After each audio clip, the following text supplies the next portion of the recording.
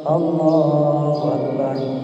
Allahu Akbar kabira walhamdulillahi katsira wa subhanallahi bukratan wa asila.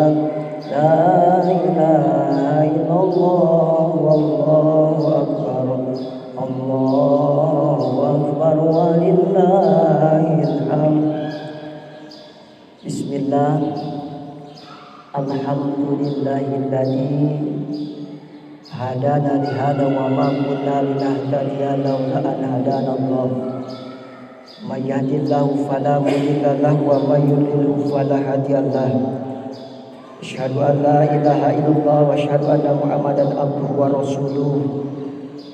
Allahumma shalli ala sayyidina Muhammad wa ala ali sayyidina Muhammad wa ala alihi wa sahbihi wa man tabi'al huda.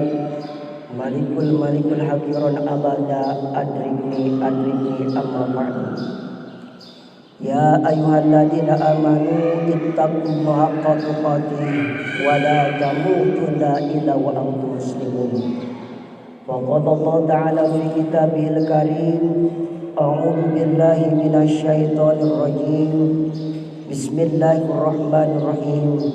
Inna a'tainakal kautsar fasholli li rabbika wanhar inna syani'aka wal abtar. Shadaqallahul adzim. Ibu, bapak, adik-adik remaja jamaah sholat Idul Adha yang sama-sama mengharap ridho Allah Subhanahu wa ta'ala.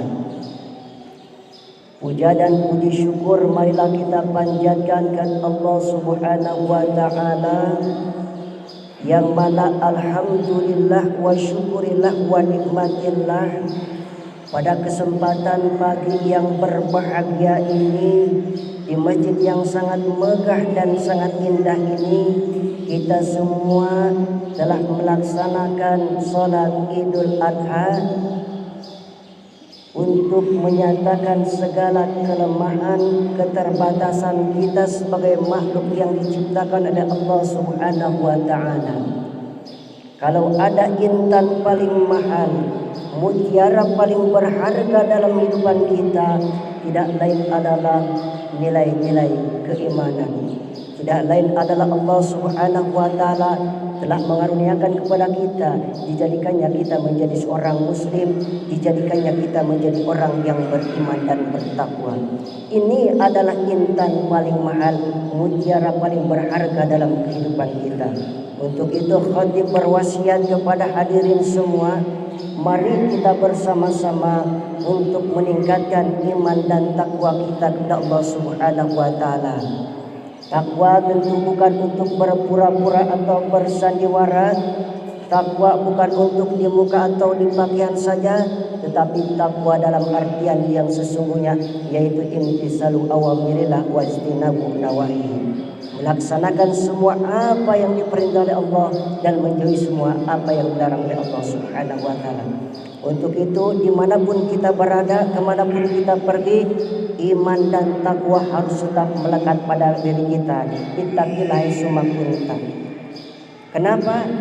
Karena orang yang lebih mulia di sisi Allah bukan karena hartanya, bukan karena jabatannya, bukan karena kedudukan. Yang Allah nilai adalah karena ketakwaannya. Inna akramakum indallahi atqakum. Ibu, bapak, adik-adik remaja jamaah salat Idul Adha yang sama-sama mengharap ridha Allah Subhanahu wa ta'ala.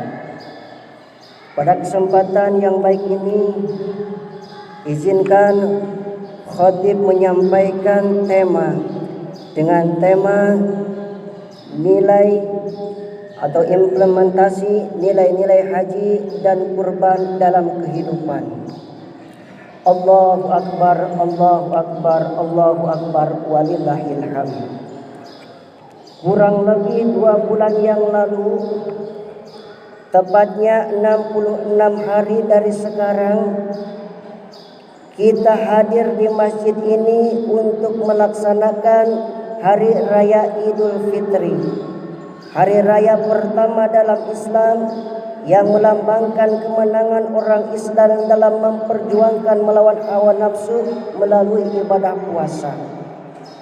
Dan sekarang di pagi hari yang cerah dan bahagia ini, kita kembali hadir di masjid ini, duduk tafakur bermunajat kepada Allah Subhanahu wa taala, mengumandangkan takbir, tahmid, mengalunkan tasbih dan tahlil, memuji kebesaran dan kemamuliaan Allah Subhanahu wa taala. Alhamdulillah, semalam semarak takbir berkumandang di mana-mana, di masjid, di musola, di kantor, di rumah,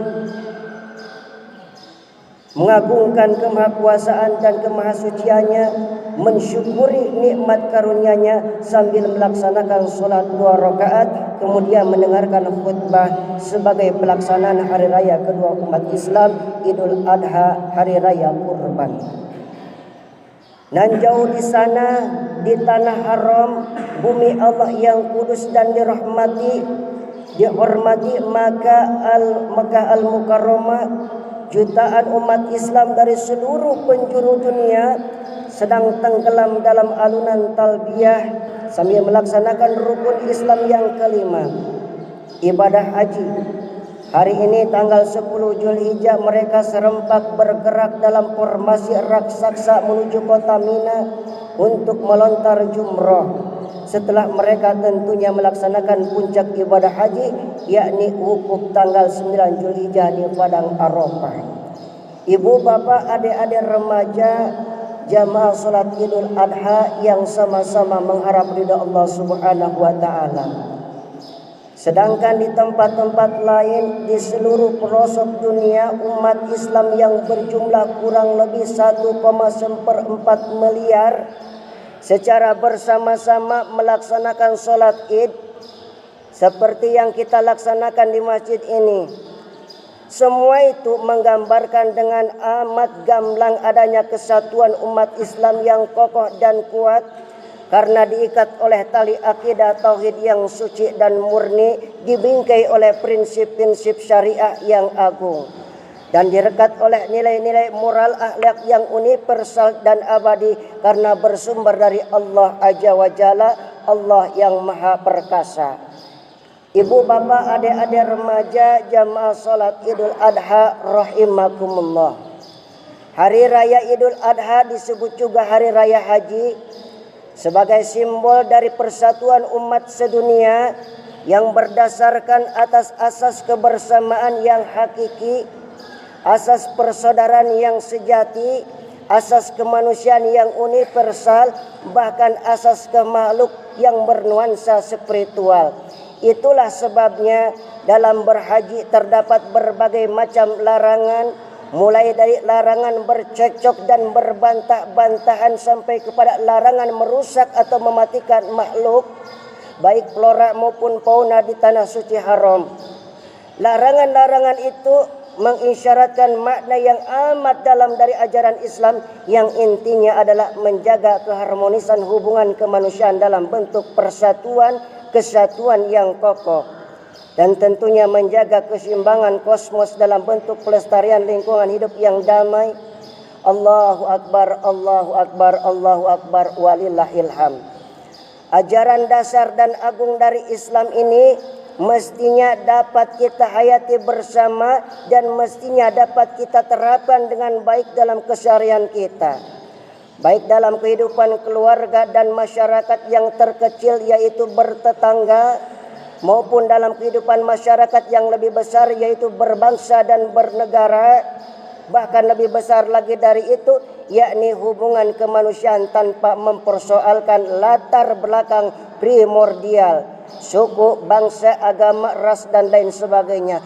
Inilah makna kerahmatan Muhammad sallallahu alaihi wasallam, dan inilah kandungan dari universalitas Islam untuk semua manusia. Wa ma arsalnaka illa rahmatan lil alamin wa ma arsalnaka illa kafatan linnasi basyira wa nadhira. Nantilah kami mengutus engkau Muhammad melainkan untuk menjadi rahmat bagi seluruh alam. Surah Al-Anbiya. Dan telah kami mengutusmu Muhammad kecuali untuk seluruh manusia dan kemanusiaan sebagai pembawa berita gembira dan ancaman. Surah As-Saba. Allahu Akbar, Allahu Akbar, Allahu Akbar, walillahil hamd. Persatuan dan kesatuan persaudaraan dan kebersamaan selalu diidamkan kehadirannya, selalu didambangkan perwujudannya di antara sesama umat manusia. Dan umat beragama, terutama sekali umat Islam, haruslah menjadi pelopor yang pertama dan utama. Persatuan dan persaudaraan dibutuhkan dalam suka dan duka, didambakan dalam senang dan susah. Tetapi persatuan dan persaudaraan yang sejati akan lebih dibutuhkan lagi dalam keadaan ketika kita susah dan duka. Dan dalam suasana yang terakhir inilah akan terlihat kesejatian dan kemurnian dari persatuan dan persaudaraan itu. Ketika kita dalam senang dan gembira, ketika kita sedang berada di singgasana kesuksesan, begitu mudah mencari teman dan saudara. Tetapi dikala kita dalam duka dan derita, ketika kita jatuh terpuruk dalam hina dan nista, begitu sulit mencari kerabat dan keluarga. Nauzubillah. Allahu Akbar, walillahil hamd. Sebabnya tidak lain karena manusia sangat sulit melepaskan diri dari interest dan pamrih pribadi. Bahkan tidak jarang ada manusia yang tega membiarkan saudaranya menderita tanpa meluruskan tangan bantuannya, meskipun ia berkemampuan dan berkesempatan melakukannya. Apa yang sering digemborkan sebagai kepedulian sosial atau kesetiakawanan sosial lebih banyak bersifat retorika daripada fakta dan realita. Tentu saja hal ini tidak berlaku bagi umat Islam yang benar-benar konsisten pada nilai-nilai Islam yang sangat mementingkan aspek-aspek moral dan sosial dari ajaran-ajarannya. Setiap aspek ajaran Islam pasti mempunyai kaitan langsung maupun tidak langsung dengan aspek moral dan sosial. Sehingga istilah hablum minallah dan hablum minanas merupakan satu kesatuan yang tak terpisahkan. Dalam istilah lain, aspek ritual atau peribadatan yang biasanya sangat diutamakan oleh orang-orang Islam sesungguhnya mempunyai kaitan yang sangat erat dengan aspek moral dan sosial. Ibu, bapak, adik-adik remaja jamaah salat Idul Adha rahimakumullah. Keberislaman yang terfokus hanya pada aspek peribadatan dengan melalaikan aspek sosial dan moral sungguh-sungguh merupakan praktek keagamaan yang masih jauh dari Islami. Bahkan Al-Quran mengancam orang-orang yang rajin bersolat tetapi lalai dalam memperhatikan kaum du'afa dan fuqara, termasuk anak-anak yatim, dengan ancaman neraka wail, api yang sangat dahsyat nyalanya sebagaimana tercantum dalam surat Al-Maun. Hadirin jamaah salat Idul Adha yang berbahagia, ibadah haji dan kurban yang dewasa ini dilaksanakan oleh umat Islam juga sangat syarat dengan nilai-nilai sosial dan moral. Ibadah haji di samping menjadi simbol persatuan dan persaudaraan umat Islam sedunia, seperti yang telah disebutkan tadi, juga mengandung aspek sosial, moral, bahkan etos kehidupan yang diperlukan untuk mencapai kesejahteraan dan kebahagiaan di dunia dan akhirat. Haji penuh dengan simbol-simbol yang mengandung makna dan dalam. Ikhram dengan mengenakan 2 helai kain putih tanpa jahit antara lain melambangkan kembalinya kita kepada fitrah, ke posisi semula dari kita yang terlahir suci dan tidak memiliki apa-apa. Dengan berikhram kita menanamkan dalam diri kita nilai kesucian, nilai kerendahan hati, nilai kebersamaan dan kesetaraan dengan setiap manusia dari manapun asalnya, apapun status sosialnya. Dengan berikhram kita mengayahkan sifat-sifat yang mengotori jiwa kita, menjauhkan sifat-sifat kesombongan dan keangkuhan, membuang jauh rasa superioritas yang menganggap diri lebih hebat, lebih pintar, lebih kaya, lebih mulia, lebih dari segala-galanya dibandingkan orang lain. Allahu Akbar, walillahil hamd. Tawaf di Ka'bah melambangkan spiritualisme yang tinggi, menyimbolkan bahwa sumbu dari roda kehidupan yang kita lakoni di dunia ini adalah pemilik Ka'bah, Allah Subhanahu wa taala. Disitulah kita berputar dalam seluruh dimensi dan aktivitas kehidupan kita, sehingga tidak sedikit pun dari waktu dan kesempatan hidup yang dianugerahkan kepada kita boleh kita lewatkan tanpa mengingatnya. Sa'i secara harfiah berarti berusaha dan bekerja, jelas sekali menyimbolkan etos kerja yang tinggi untuk mencari kehidupan, menggapai kesejahteraan dan kemakmuran di dunia ini. Ibunda Ismail Hajar berlari-lari di antara bukit Syafa dan Marwah untuk mencari air. Kehidupan buat anaknya Ismail yang masih bayi. Kita melestarikan tradisi ini dalam bentuk syai sebagai simbol dari kerja keras yang harus dimiliki oleh setiap muslim, apalagi mereka yang sudah haji. Ibu, bapak, adik-adik remaja jamaah sholat Idul Adha yang berbahagia, wukuf di Arafah sebagai puncak ibadah haji mengisyaratkan kefanaan dan kesementaraan hidup di dunia. Wukuf yang secara harfiah berarti stop atau berhenti sebentar, memberi kesadaran dalam kepada kita bahwa hidup di dunia ini benar-benar hanya sebentar dan temporer. Perbandingan waktu di dunia dengan akhirat adalah satu hari akhirat berbanding 1000 tahun sampai dengan 50.000 tahun di dunia. Itulah sebabnya kita tidak bisa berleha-leha dan menyanyiakan kesempatan berhenti yang hanya sebentar ingin guna mempersiapkan bekal berupa investasi akhirat yang akan dijalani dalam rentang waktu yang amat sangat panjang. Sehingga analogikan sebagai keabadian, kendati pun yang benar-benar abadi adanya Allah Subhanahu wa taala. Wukuf di Arafah juga mengisyaratkan kepada kita bahwa kita harus senantiasa berusaha mengenal makrifat kepada jati diri kita masing-masing untuk lebih memperteguh makrifat kita kepada Sang Khalik, Allah Subhanahu wa taala. Disinilah ungkapan yang populer di masyarakat Islam, khususnya kaum sufi atau mistikus Islam, bahwa barang siapa mengenal jati dirinya maka akan telah mengenal Tuhannya. Man arafa rabbahu, man arafa nafsahu faqad arafa rabbahu. Pengenalan kesejatian diri dan pengenalan yang benar mengenai Tuhan Allah Subhanahu wa taala sangat esensial dalam rangka membentuk pandangan hidup dan tujuan hidup yang pasti bagi setiap insan muslim.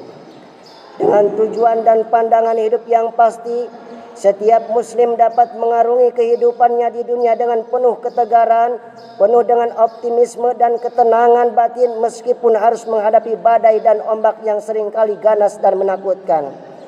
Kepastian akan tujuan hidup juga akan menjadi dinamisator dan sekaligus katalisator bagi kehidupan muslim, sehingga ia tidak akan pernah memperlihatkan keangkuhan dan kesombongan, apalagi bersikap dolim ketika ia berada pada posisi puncak kejayaan. Dan sebaliknya, ia tidak akan pernah mengalami pesimisme, apalagi putus harapan ketika berada pada posisi bawah ataupun ketika diterpa badai kehidupan. Dalam kaitannya hal ini, Al-Quran senantiasa memberikan motivasi dan dorongan agar setiap mukmin selalu memandang masa depan dengan penuh optimisme sambil bekerja keras. Allah Subhanahu wa taala berfirman, "Ya ayyuhalladzina amanu ittaqullaha wal tanzur nafsum ma qaddamat lighad wattaqullaha innallaha khabirum bima ta'malun." Hai orang-orang yang beriman, bertakwalah kamu kepada Allah, dan hendaklah setiap orang memikirkan apa yang akan diperbuat untuk hari esok atau masa depannya, dan bertakwalah kepada Allah, sesungguhnya Allah sangat mengetahui apa yang kamu perbuat. Allahu Akbar, Allahu Akbar, Allahu Akbar, walillahil hamd. Amalia haji yang juga mempunyai makna yang sangat dalam melontar jumrah di Mina, baik pada jumrah ula, jumrah wusta dan jumrah al-aqabah, karena yang menjadi objek lemparan para jamaah haji adalah tidak lain adalah simbol iblis, setan dan setiap bentuk kejahatan yang dapat menjerumuskan manusia kepada kesengsaraan duniawi dan ukhrawi. Termasuk dalam hal ini adalah dorongan-dorongan nafsu yang jahat yang ada dalam setiap diri manusia. Ibu, bapak, adik-adik remaja jamaah Idul Adha yang berbahagia, ibadah kurban yang juga diwarisi dari bapak para nabi Ibrahim alaihissalam mengandung nilai-nilai moral dan sosial yang tinggi.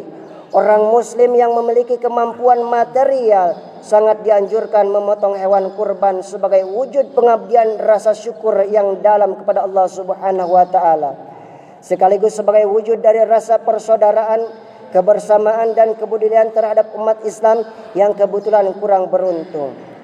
Kita memotong hewan kurban, aspek ritualnya adalah mendekatkan diri kepada Allah Subhanahu wa taala. Allahu Akbar, Allahu Akbar, Allahu Akbar, walillahil hamd.